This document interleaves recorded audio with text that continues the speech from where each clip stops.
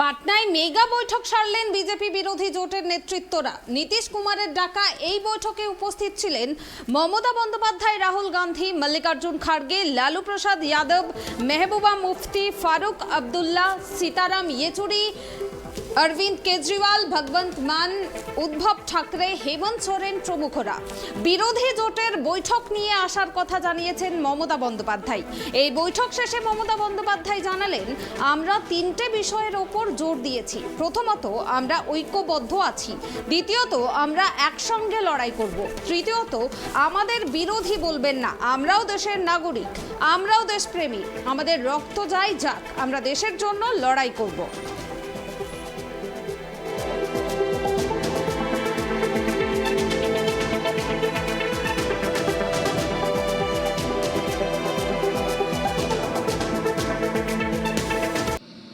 हम लोग जो इलेक्टेड गवर्नमेंट है, हम लोग को उधर में पूरा राजभवन को ऑल्टरनेटिव गवर्नमेंट बना दिया।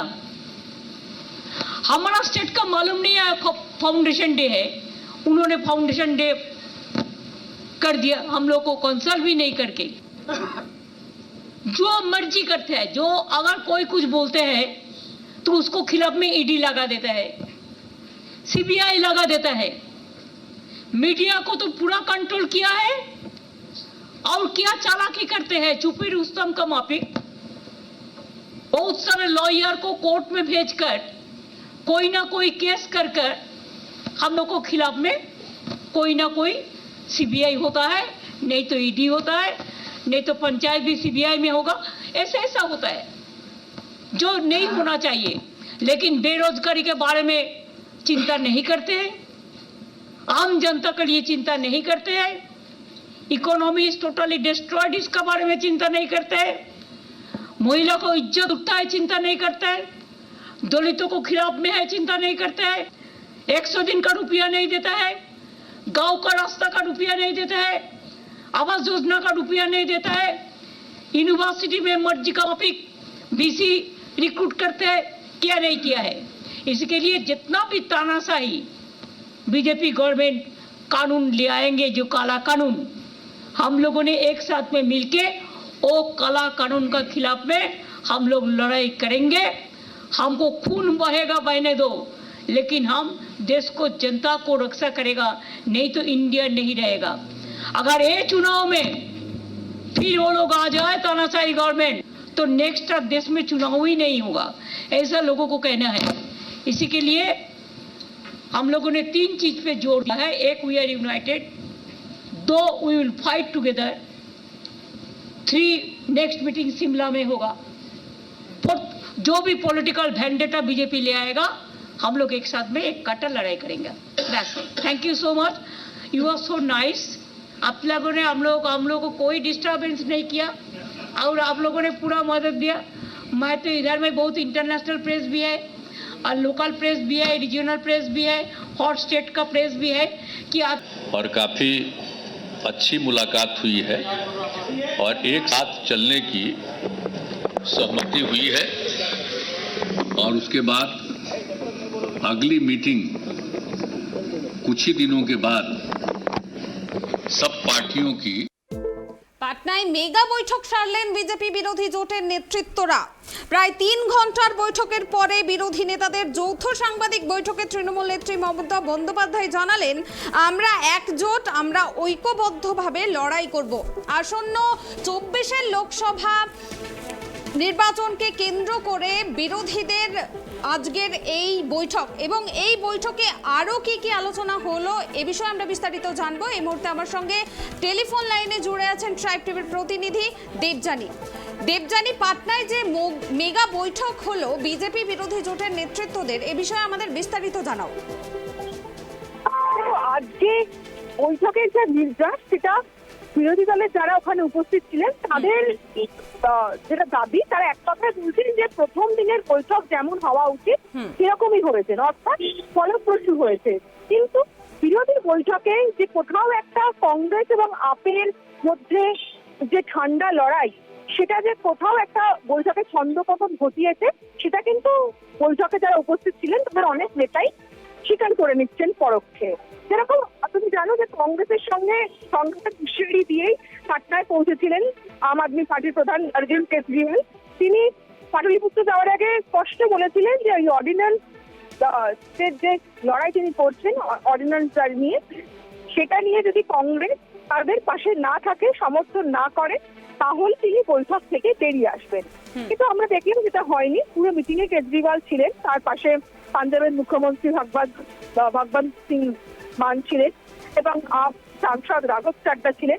কিন্তু পরে যেটা দেখলাম যে যৌথ অভাবে যে সাংবাদিক সম্মেলন করা হলো, সেই সম্মেলনে কিন্তু আপের কোনো সদস্য ছিল না, কোনো প্রতিনিধিকেই আমরা দেখতে পাইনি।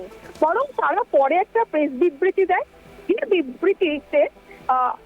বিবৃতিটা কিন্তু কার্যত বিস্ফোরক মনে হচ্ছে।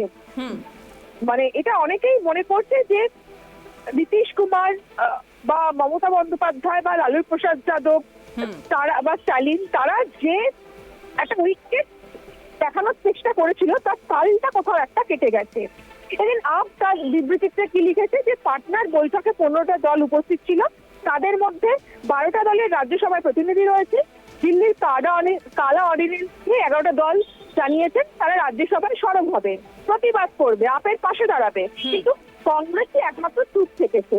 তাদের যে এই ভূমিকা, সেটা নিয়ে একটা সন্দেহ রয়েছে। তারা আদৌ নরেন্দ্র মোদীর বিরুদ্ধে লড়বে কিনা বা মানুষের পাশে দাঁড়াবে কিনা, কংগ্রেসের এই ভূমিকা নিয়ে তাদের একটা সন্দেহ রয়েছে। এটা কিন্তু পরিষ্কার ভাবে তাদের বিবৃতিতে জানিয়েছে। এবং সেটা কখন জানিয়েছে না, বিরোধী জোটের একটা এত বড় বৈঠক, এই প্রথম বৈঠক বিরোধী ঐক্যমঞ্চ যেটা তৈরি হচ্ছে, যেখানে গোটা দেশ তাকিয়ে রয়েছে, সেই বৈঠকের পরই আপ বেরিয়ে এসে এরকম একটা প্রেস বিবৃতি দিয়েছে।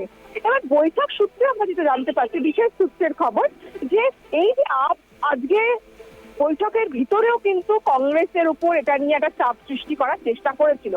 কিন্তু অনেকেই সেখানে কংগ্রেসকে সমর্থন করেছে, আবার সেখানে অনেকেই আপকে বোঝানোর চেষ্টা করেছে, একটা নিরপেক্ষ ভূমিকা নেওয়ার চেষ্টা করেছে অনেক রাজনৈতিক দলের প্রধানরা, তারা উপস্থিত ছিলেন। কিন্তু মেহবুবা মুফতি এবং ওমর আব্দুল্লাহ তারা প্রকাশ্যেই জানিয়ে দেন যে যে সময় কাশ্মীরে G70 করা হয়েছিল, সেই সময় কিন্তু সেভাবে কেউ সুর চড়ায়নি, এবং সেই সময় আপের ভূমিকা কি ছিল সেই প্রশ্নও কিন্তু তারা পরোক্ষে তুলেছে। এবং এতে কিন্তু যথেষ্ট আপের যারা প্রতিনিধিরা ছিলেন তাদের যথেষ্ট বিড়ম্বনায় পড়তে হয়েছে, সেটা আমরা সূত্রের খবর পাচ্ছি। এবং সেই কারণেই কি আপ প্রেস কনফারেন্সে, যৌথ প্রেস কনফারেন্সে থাকলো না, সেই প্রশ্নও কিন্তু উঠছে পুরানো। হ্যাঁ দেবযানী, এই বিজেপি বিরোধী জোটের পরবর্তী পদক্ষেপ কি হতে চলেছে? আবার কবে হবে এই বৈঠক? আজকে তো মল্লিকার্জুন খাড়গে তিনি স্পষ্টই জানিয়েছেন যে দ্বিতীয় বৈঠক হবে হিমাচলের সিমলা, সেটা 10 বা 12 তারিখ কোনো একটা দিন হবে। সেই তারিখটা নির্দিষ্ট হয়নি, কিন্তু দ্বিতীয় বৈঠকটা যে হবে সেটা তাদের প্রথম বৈঠকে তারা জানিয়েছেন। মমতা বন্দ্যোপাধ্যায়ও বলেছেন যে আমাদের রক্ত ঝরলেও আমরা লড়বো। রাহুল গান্ধী তিনিও বলেছেন আমরা একসঙ্গে লড়াই করব। প্রত্যেকেই বিজেপির বিরুদ্ধে একসঙ্গে লড়াই করার কথা বলেছেন একযোগে। এবং আমরা বৈঠক সূত্রে জানতে পারছি যে আজকে কিন্তু প্রত্যেকটা যারা বিরোধী দলের যারা আজকে প্রতিনিধিরা উপস্থিত ছিলেন, তারা প্রত্যেকেই একই সুরে বিজেপির বিরুদ্ধে কথা বলেছেন এবং তাদের নিজ নিজ রাজ্যে বিজেপি কি কি সমস্যা তৈরি করেছে, তাদের কি কি কাজ করতে গিয়ে সমস্যা হচ্ছে, সে কথাও তারা তুলে ধরেন।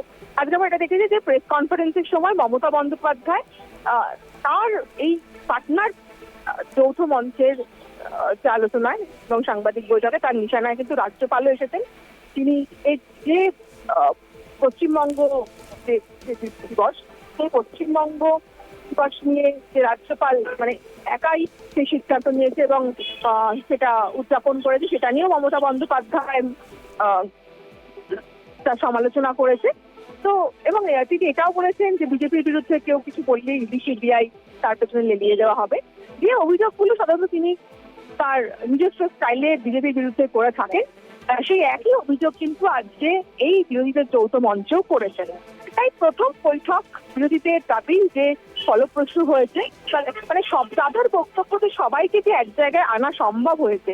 এবং কংগ্রেসের সঙ্গে অনেকের যেটা মত পার্থক্য ছিল, মতানৈক্য ছিল, কংগ্রেসের সঙ্গে অনেক আঞ্চলিক দল এক টেবিলে বসে রাজি হচ্ছিল না, সেখানে নীতিশ কুমার যে সবাইকে একসঙ্গে এনে বসিয়েছে, এটাই তাদের কাছে একটা বড় সাফল্য। শুনানি। ধন্যবাদ দীপজানি। পাটনায় মেগা বৈঠক সারলেন বিজেপি বিরোধী জোটের নেতৃত্বরা এবং 3 ঘন্টার এই বৈঠকে বিরোধী নেতাদের যৌথ সাংবাদিক বৈঠকে তৃণমূল নেত্রী মমতা বন্দ্যোপাধ্যায় বললেন, আমরা একজোট, আমরা ঐক্যবদ্ধভাবে লড়াই করব। পারস্পরিক মতভেদ রয়েছে কিন্তু তা অতিক্রম করে নমনীয়তা রেখে নিজেদের আদর্শকে সামনে রেখে একজোট হয়ে 2024-এর লোকসভা ভোটে দেশের ক্ষমতা থেকে হটাতে হবে বিজেপিকে। এবং বিহারের মুখ্যমন্ত্রী নীতিশ কুমারের পাটনার বাড়িতে 15টি বিরোধী দলের বৈঠক শুক্রবার বিকেলে এই বার্তা দিল, যেখানে বিজেপিকে দেশের ক্ষমতা থেকে সরানোর বিষয়ে একজোট হলেন রাহুল গান্ধী ও মমতা বন্দ্যোপাধ্যায়। যদিও সাংবাদিক বৈঠকে দুজনে বসেছিলেন একই টেবিলের দুপ্রান্তে।